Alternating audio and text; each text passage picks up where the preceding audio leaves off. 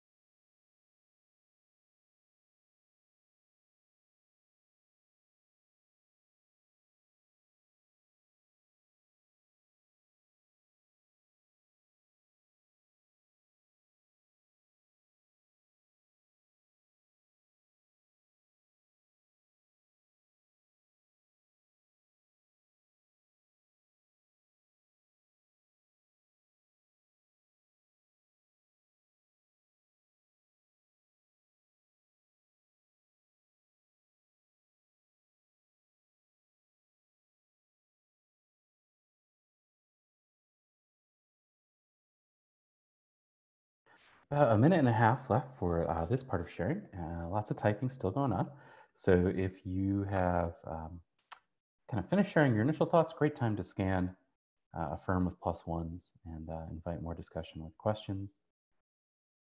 I apologize for all my typos today. My T key is just kind of going away on me. So you'll see lots of words from me without any T's today.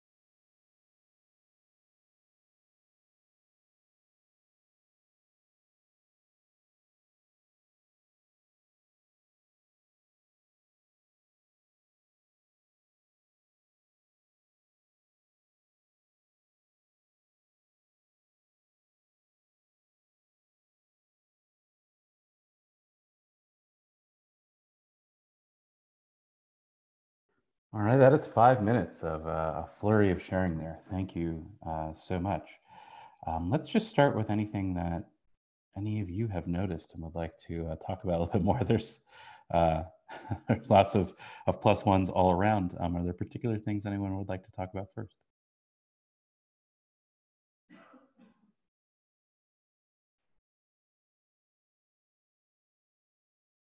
I'd like to say something about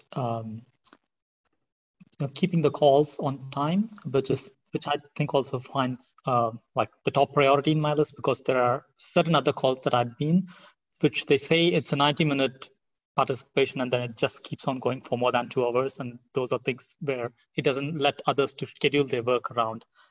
So I think calls like this is a fantastic example of how this 60 minutes call can be managed. Yeah, kind of structure and really making sure people understand what they're investing in right now is Exactly. really important. Yeah, thank you. Others? Please jump in.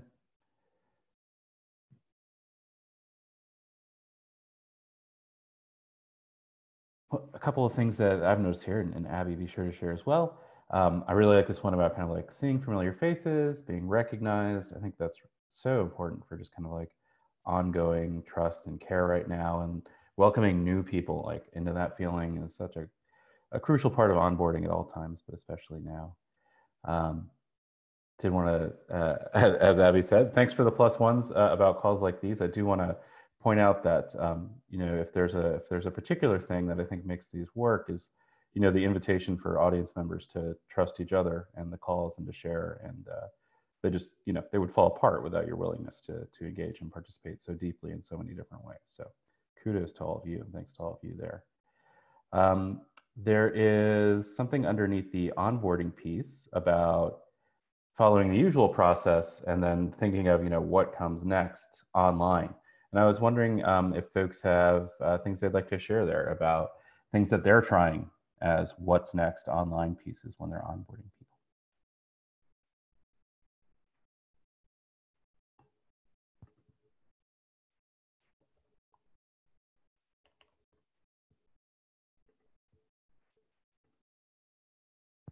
That's a tough one.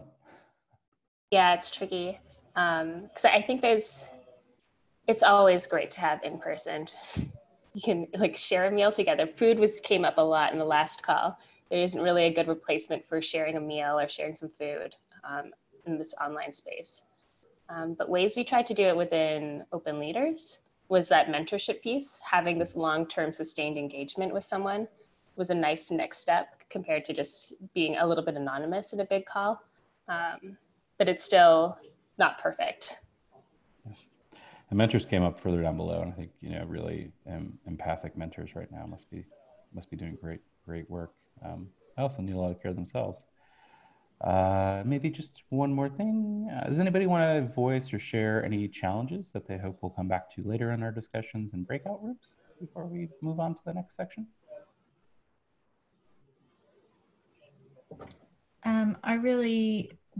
I guess the kind of natural response is to like schedule more community calls to really engage a community. But I know a lot of people are already kind of zoomed out these days. So finding alternative ways of engaging a community other than another Zoom call. Yes, yes. Let's talk about that later on. Surface more of that. And to kind of help get us there to breakout rooms and engage with that topic and others, I'm going to throw things back to Abby now to start a bit of a share about practicing online community management. Awesome. So there's 3 parts to this section. First, I'm going to do a real quick overview of some messaging work. Bulk of this will be talking about Mountain of Engagement as a framework, and then Constantina is going to share a bit about the work her team's doing and some platform work. So first off, messaging during COVID-19. We'll just touch on this briefly, but a quote I really like is from Napoleon, that a leader's job is to paint reality and give hope. And just 3 main things to think about. First, like be honest and factual. So do paint reality. Don't have like this naive optimism. People won't trust that, especially if you're trying to be open and transparent.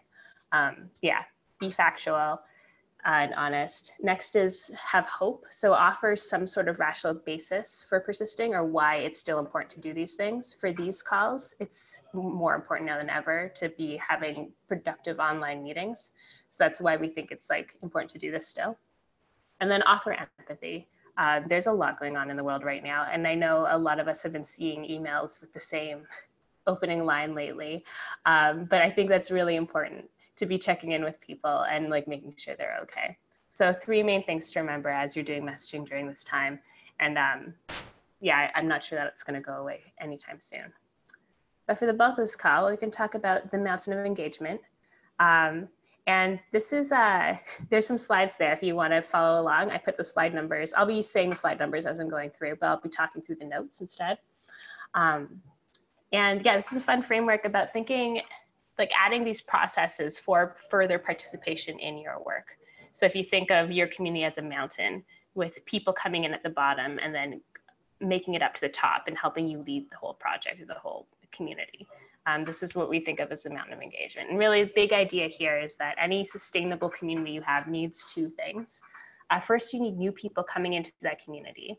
Otherwise, over time, your community is gonna like die out or eventually go away. And you need a way to level up the people who are in your community.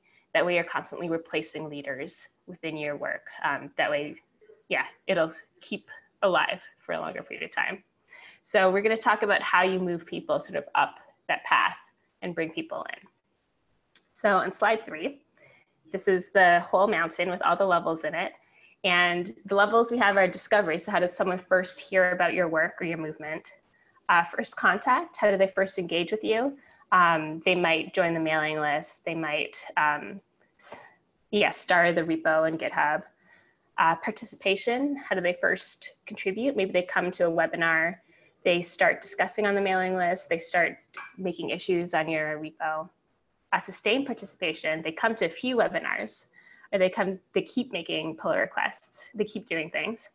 And then networked participation. This is the piece I think is the most important, but when do they start bringing others into the community or helping others come along? I think earlier a couple people were talking about like this multiplier effect. I like to think of these people as multipliers. Like they're people who are multiplying themselves by bringing others along with them. So when I'm building community, I like to try to optimize for the network participation, bringing people to that point. Yes. And then the final one is leadership. And this could be, I do think network participation is still a form of leadership, but leadership could be as small as like helping facilitate a session to like running the entire program or project. So there's a lot of things leadership could mean. But yeah, we will be looking at sort of best practice when you're in an online setting of bringing people through all of these stages going up. Well, so slide 4. How do you get people to discovery? How do people first hear about your project? And that's really promotion. And this is completely dependent on your audience. So this might be through mailing lists. Twitter, Facebook, Instagram. There's a lot of different ways you can promote. But you probably should have like a public repository or public website just somewhere with your project so it is discoverable, so people can find it and you can share that link. And then if possible, I'd recommend openly licensing whatever you have there. That way people know that they can share what you have, that they can use what's there, they understand what they can do with it. So that's best practice for discovery, to find it. Then to get people from discovery to first contact, I think it's really important that you have that clear vision and mission statement.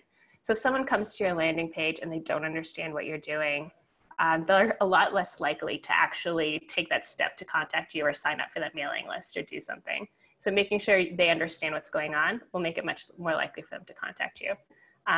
Having multiple communication channels is really helpful. It's a lot easier to join a mailing list than it is to email someone. So I've seen some places where like, oh, are you interested in helping? Email me.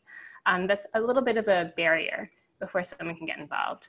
Or if you have like a Discourse or some chat room where people can lurk for a while, sort of to get a feel of the land before they jump in, that can also be really helpful. So creating like low barrier forms for people to communicate with you. And then, yeah, also having a README or a landing page. I think similar to that mission vision, just having somewhere that clearly outlines what you're doing and what people, what people can expect from this program or project. And that way people will want to contact you. All right. Slide 6. Now that they've contacted you, how do you get them to actually participate? And what I found really interesting from volunteerism research is that people are 4 times more likely to volunteer if you give them a personal invitation. So if there's someone in your community that you think would do a great job, like participating somewhere, just ask them. And it makes it much more likely that they'll participate. In open source, there's this idea of like a requests for contribution, which is a little bit more passive, but you're actually soliciting ways for people to get involved. So like just ask people to contribute or ask people to participate. It makes a big difference. And then on the flip side of that, also set expectations. Like once people participate, what can they expect? So those are things like the code of conduct, the contributing guidelines. That's why we state our CPG at the beginning each time. So you understand like what we value. So making sure you're outlining like what people can expect both as a community, but also like what they would be doing.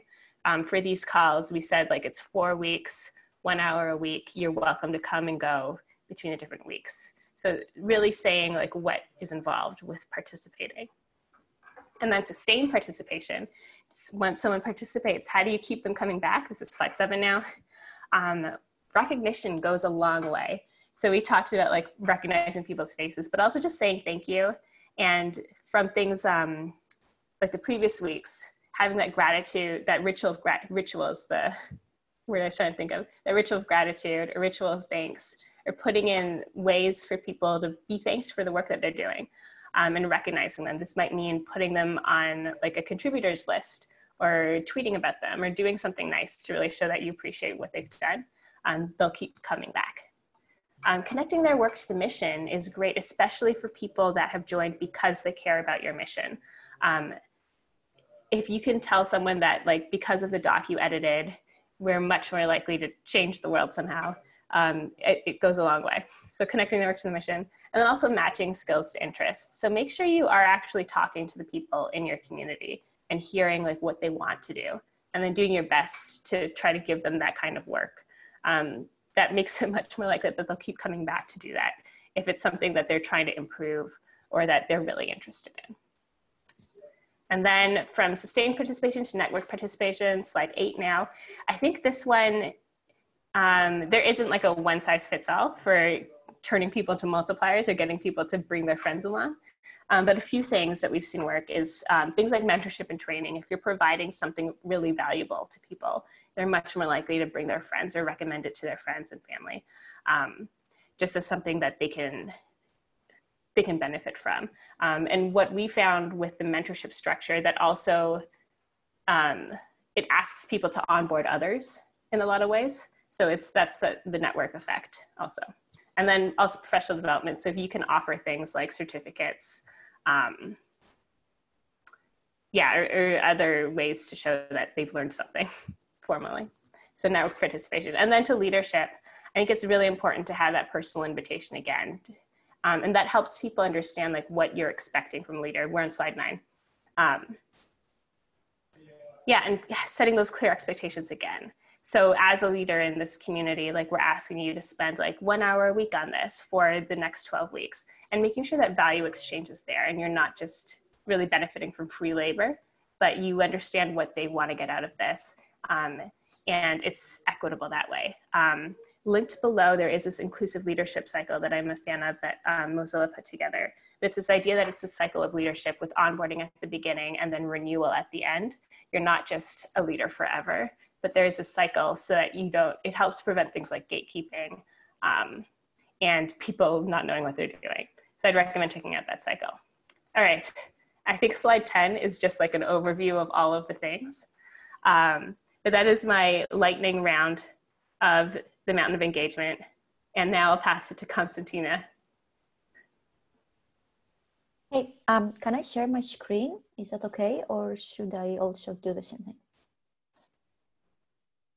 Sorry, I'm muted. Yeah, go ahead and try sharing your screen. I think that's fine. All right. So let's put that on present mode. And share screen. Who's disabled that then the screen sharing? Sorry, I forgot. Okay. Did that work? Okay, let me check.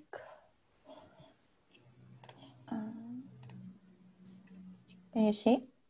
Yes. All right, and I realized I haven't shared the slides, so I am gonna do that after this call. I apologize. So I am Konstantina. I am in Berlin, Germany, and I'm gonna talk a little bit about how the community development team inside Mozilla responded to coronavirus crisis and how we actually used the tools that we already had there, and the processes we already had, and adjusted them due to these difficult times. I just want to note something about Mozilla and their communities. We have communities all over the world, from like Taipei to South America. And that was a very important thing when we started seeing the corona crisis like unfolding around the world. The most important thing that we needed to take into our heads, it was the fact that like different countries are actually responding to corona very differently. So we have to adjust our guidelines, not just like globally, but also taking into consideration that Taipei and China have closed everything since December. And Germany moved to close in March, and our Africa communities haven't closed anything. So even though the crisis was huge in Europe, like that was not the same response that people were expecting in Africa. So we try to make it easy for all of them, and we try to take into consideration all of them in order to ensure that they are going to stay connected, and of course that they will stay healthy and safe. Like our priority when this happened was not like to keep just contributing, but ensuring that they have the safety. So we did that by actually working on two facts. First was the communications and the communications channels we used. And the second was like calls to actions on doing different contribution opportunities. We saw actually at the beginning of the epidemic that we had more volunteers coming in. A lot of people, when they got closed in their houses, they were looking something to do.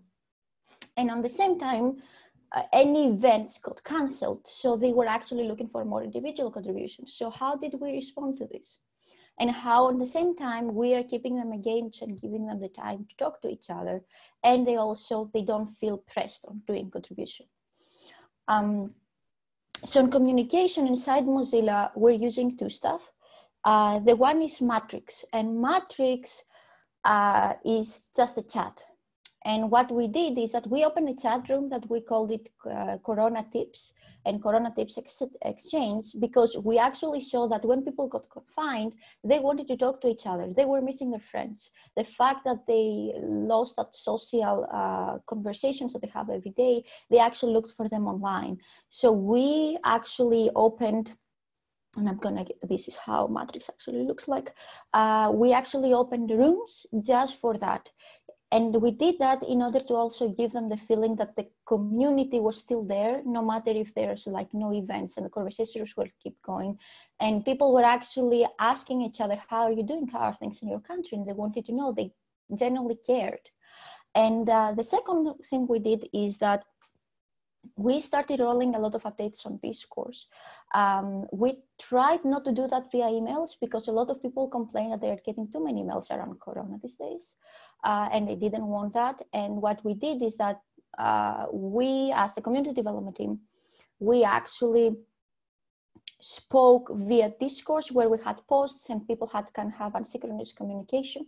And in that way, the community knew how we, as the community development team, was responding, and also how Mozilla was, what are the actions that Mozilla was taking. Now, a little bit about call to action. What we are doing lately is that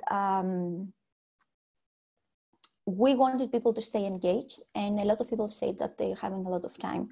So we shifted our contribution areas in order to adjust to this new thing. Like, we thought, what contribution opportunities can we give to people? Not that they're saying that they're having a lot of time, that is still relevant, because we cannot say to people, go and have events in your colleges. There are no colleges open anymore. How can we provide virtual rooms if they want to have virtual events? What activities can they do on their own from home, and they don't need the actual physical appearance? So we ran some campaigns, phase 1 and phase 2 on Hunt from Home, where we asked people to do a little bit of bug hunting, finding opportunities, like actually online tools that they're not working on Firefox, that they're using a lot of these days. And that was an opportunity for people to connect, and for also us to understand what they need right now, because we said, you actually right now are using more online tools. A lot of you are homeschooling. What are you using and what is not working? And let us know so we can help you making sure that it's working on our platforms as well. So a little bit about what we've learned is that, I've talked about this, is that conditions are different around the globe. And initially we were thinking of stopping all events everywhere. And then we said, no, we shouldn't do that, because our African volunteer said, but there is no curfew here. Why shouldn't I have an event? The government doesn't say anything. So adjusting based on how things are adjusting around the globe was key for us. Keep the momentum going. That is a little bit hard. So when we rolled out the campaign, initially a lot of volunteers were coming. But in order to roll a new contribution opportunity, it will take you some time. It will take you 2-3 weeks to run the message, to actually create that opportunity, and so on. So when we rolled out, we didn't see the excitement we were expecting. And the reason is that we're thinking that people did adjust. Now it's a new norm to stay home every day. So now it's not something that they're looking to do. Now it's not something that they're looking to find new platforms and so on. So we realized that people were adjusting, and we needed to adjust with them on their needs, because otherwise we would never keep the momentum going, and we need to keep listening on what they need. And also make it easy as possible for people to contribute. And for me, an important thing was empathy. We need to realize that people are in difficult times. So we actually, I wrote that in one of the questions, that while we kept all the procedures, we adjusted on people's. And when people said that we didn't have time, we were not pushing for people to do so. So we also offer the Zoom rooms links, which is kind of controversial because of what happened to Zoom, but people saying we don't have rooms where we can meet and we can talk to each other. So we actually gave them the same resources that Mozilla had to them in order for them to be able to stay connected. And I've talked about this, sorry, and that's it.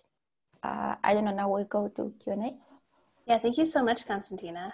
Yeah, so we do have a Q&A section. I think that was a great share and a great case study on what you've been doing on that team. Huge thanks for sharing. If anyone has questions, please write them in the doc. In the name of time, I think we're going to move to breakout rooms, but Constantina and I will be responding to these asynchronously while you're in your breakout room. So I'll pass it to Chad to introduce the breakouts while people start typing their questions in. Great. Thanks, Abby. Thank you, Constantina. That was wonderful. Yes, so we're about to enter our breakout rooms. And as usual, our asks are that we listen to each other, express some gratitude, share our own experiences, right? And avoid kind of judgment or solutioneering or trying to solve everything. And use that common denominator of kindness. Remember to share only the things you're comfortable sharing. And if you need help, there's going to be a help button down at the bottom of your Zoom window. You can click that and Abby or I will come to your room and see how we can help you out. Today in breakout rooms, please, if you have new friends with you, take a moment to introduce yourself, let them know what you're up to. And then our 3 prompts are the following.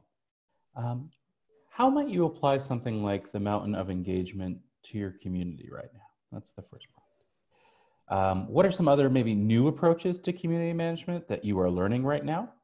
And are there new practices that you can imagine continuing after the immediate crisis passes? What might you bring with you? Excuse me, Sleepy.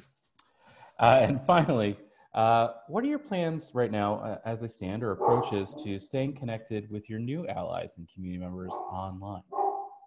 Okay, so those are the 3. How might you apply something like the mountain of engagement? What new approaches to community management are you learning right now and which might you take with you in the future?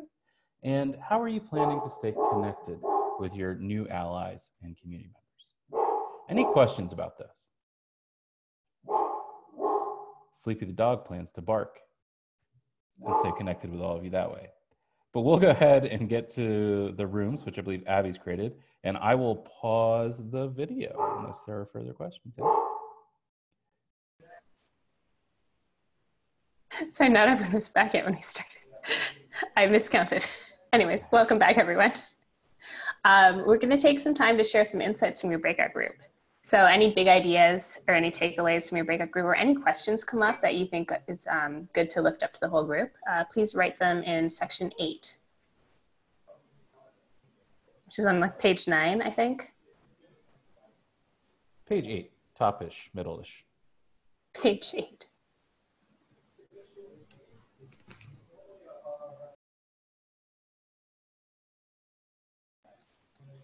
We'll do this for a few minutes and then we can verbalize a bit.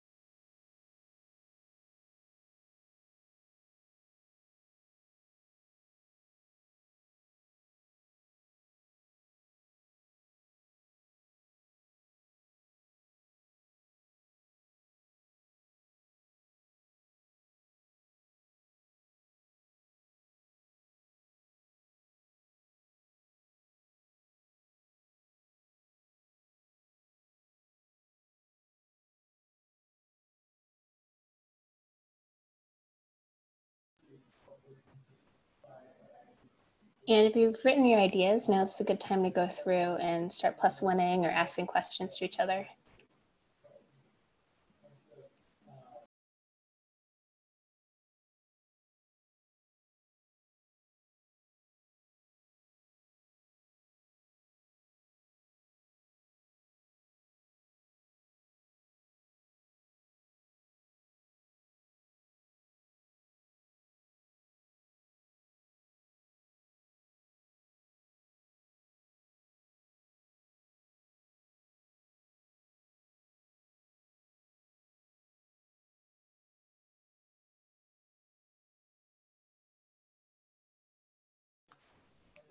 Cool. Does anyone want to verbalize anything that they've written?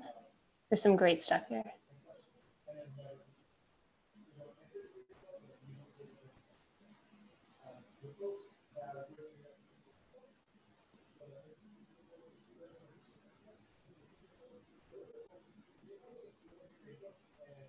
And yeah, I turned off the DMs to individual participants. People have been abusing that within Zoom, so sorry about that. So I hope you're okay sharing with everyone your Twitter handle.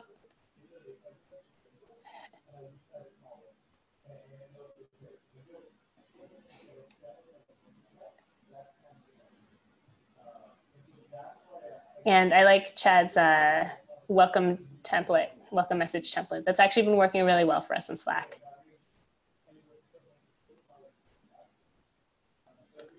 Cool, but there's lots of, recognizing contributors, how to move with hybrid communities going forward. I think that's a big thing. And document ideas. Okay, Nalia's sharing documents in the chat. And Chad, anything you want to highlight? Or we can move to closing circle.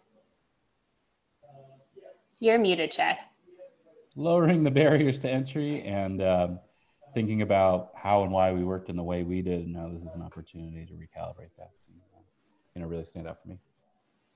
Awesome. Let's plan time for closing circle, Chad. All right. Amazing. Here we are at the end of week 4 together.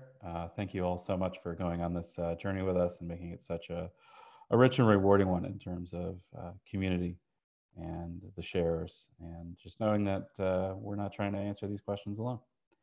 The reminder, of course, is please complete this week's 2 to 3 minute survey. It will really help us understand what to carry forward from this call into future opportunities. We would also love to know whether... Oh no, Chad froze again. We'd also love to know whether or not you'd be interested in a special bonus episode. We've had requests from people asking how we put these calls together or get like a behind the scenes look. So if you're interested, hey, Chad's unfrozen. Continue. Hey. Yeah, if you're interested, please complete the survey. For shares and shout outs, please let us know if there are folks in your community you would like to lift up who are making just a tremendous difference right now. And of course, if you have requests for peer assists, looking for contributors, looking for thought partners, looking for folks to continue conversations and things like online book clubs, whatever it is, please put those down. We have our 5 ways to stay involved with Mozilla, and we're about to enter our long moment of thinking about MozFest 2021, but also like all the work that's really required to get there to help communities continue to engage with the things we're passionate about. So hope you'll take a look at those. And in our resources this week, I just want to highlight towards the bottom of the list, media-based organizing and the Collective Care newsletter from Allied Media Projects. I think that newsletter is great, has sections on pleasure activism, mutual aid, giving aid to others, ways to find funding.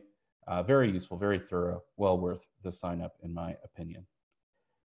Closing there with a last call for feedback. The survey this week, especially important, lets us know where to go from here and how to plan a bonus episode should we have one. And apart from that, again, just all my thanks. Abby, any final thoughts? Close the call? No, that's it. It's been such a pleasure meeting with all of you every week. This call has been really stable, a lot of the same faces, which is nice. So thanks for that. It's been great getting to know you all. And yeah, learning from all of you. So fill in the survey. Maybe we'll have a bonus episode. We will see you all again soon in some way. Don't be strangers, and let's continue to help each other going forward. But with that, I'm going to go ahead, capture a few goodbyes, and then stop the recording. So bye for now. Bye. Bye. Thank you so much. Thank you all. Thank Bye. you. Thank you. Bye.